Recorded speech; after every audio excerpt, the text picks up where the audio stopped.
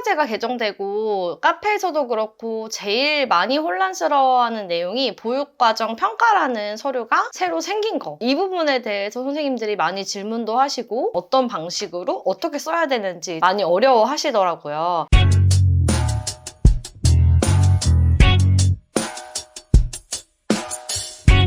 제일 중요한 건 제가 예전부터 평가제 강의할 때부터 반복적으로 말씀드렸던 게 지표를 한번 보자. 지표에 다 정답이 나와 있다. 이렇게 많이 알려드렸죠. 그래서 이번에도 지표를 좀 봐야 될 것 같아요. 지표 4-2 영역이 보육과정 평가 영역입니다. 보육과정 평가를 실시해야 되는데 보육과정 평가는 어떻게 평가를 해야 하냐면 운영평가와 영유아평가 이렇게 두 가지로 나뉘어지는데 영유아평가는 이전에도 하고 있었어요. 영유아평가가 뭐냐면 1년에 2번 아이들의 발달 총평을 썼던 거. 이게 바로 영유아평가였죠. 근데 여기서 이제 보육과정 평가는 운영평가와 영유아평가 두 가지로 이루어진다라고 하니까 우리가 예전에 썼던 주간평가, 월간평가 이런 이제 평가를 다시 해야 되는구나 이렇게 많이 이해를 하신 것 같아요. 이 부분 때문에 카페에도 이제 월간 평가나 주간 총평 이제 이런 서류를 많이 요청을 하시는데 교육을 들어보신 분들도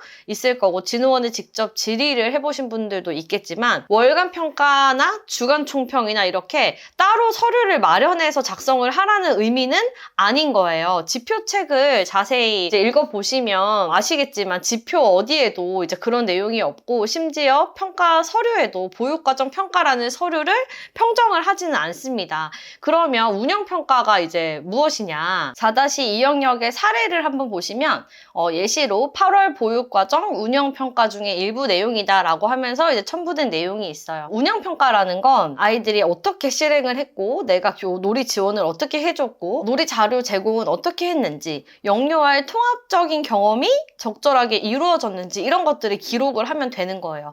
그러니까 운영평가라는 건 우리가 이제 흔히 말하는 보육과정 평가를 쓰라는 건 1일 총평이 될 수도 있고 주간 총평이 될 수도 있고 월간 총평이 될 수 있어요. 우리가 진행하는 이 놀이가 제대로 이루어졌는지 아이들이 무슨 요구를 했는지 어떤 자료를 제공을 했는지 이 놀이를 통해서 아이들이 어떤 배움이 있었는지 이런 것들을 기록을 하라는 게 보육과정 평가인 거죠. 이거를 이제 잘못 이해하시고 예전처럼 월간 평가를 따로 또 써야 되는구나 보육과정 평가라는 서류가 필요하구나 이렇게 이제 이해를 하시면 없던 서류가 또 다시 생기는 거예요.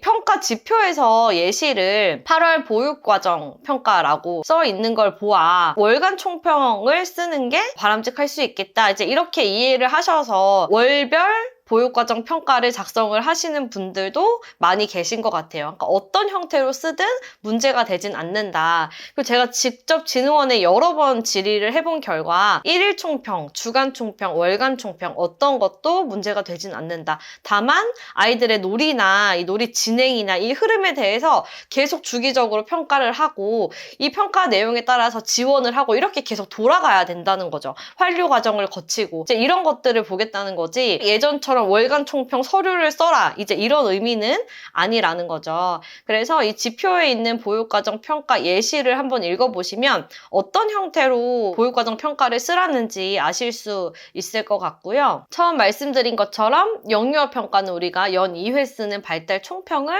써주시면 된다. 이렇게 이해를 하시면 좋을 것 같아요. 그래서 이 보육과정 평가라는 건 우리가 아이들과 놀이를 하고 활동을 하면서 이 활동, 이 놀이가 잘 이루어졌는지 이루어지지 않았다면 내가 어떤 지원을 해줬을 때 아이가 어떤 반응을 보였는지 이런 것들은 좀 부족했다라고 계속 생각해 보는 거예요. 그리고 개선할 방안이 있으면 개선을 하고 이제 이러기 위해서 작성을 하는 굉장히 운영에 있어서 중요한 서류인 거죠. 근데 이게 평가제에서 보육과정 평가를 써야 되는데 라고 이제 받아들여서 서류를 쓰다 보면 사실 아이들한테 의미 있는 서류이기보다는 교사한테 업무가 하나 더 늘어서 스트레스 요인만 되기 때문에 선생님들이 이 서류를 예전처럼 길게 월간 총평 뭐 이렇게 작성을 한다라고 생각하기보다는 진짜 우리 보육과정에서 필요한 부분을 기록할 수 있는 서류를 쓰면 되겠구나. 제가 추천드리는 건 보육일지의 주간 총평처럼 한 주 동안 아이들의 놀이가 어떻게 이루어졌고 어떤 부분이 필요했다 이렇게 주간 총평을 간략하게 간략하게라도 좀 적어주시면 가장 좋을 것 같고요. 이 평가제 지표에 있는 내용처럼 월별로 좀 쓰는 게 마음도 편할 것 같고 관리도 잘 될 것 같다라고 생각을 하시면 8월 보육과정평가, 6월 보육과정평가 이런 식으로 이제 월별로 기록을 하시는 것도 좋을 것 같아요. 또 카페에서 선생님들이 학기별로 쓰면 어떨까요? 이런 제안을 주셨어요. 근데 그것도 나쁘지 않아요. 1학기 보육과정평가, 2학기 보육과정평가 이렇게 해서 3, 4, 5, 6, 7, 8 이렇게 1학기, 9, 10, 11, 12, 1, 2 이렇게 2학기 이렇게 보육과정평가를 기록을 해놓으면 어떨까? 이제 이런 의견도 주셔서 제가 굉장히 다양한 형태의 보육과정평가 예시를 넣어놨거든요. 보시면서 도움을 받아보시면 좋을 것 같아요. 이 보육과정평가가 스트레스를 주려는 그런 서류는 아니라는 것만 좀 아시고 아이들한테 그리고 운영에 필요한 내용을 잘 기록을 하시면 좋을 것 같습니다.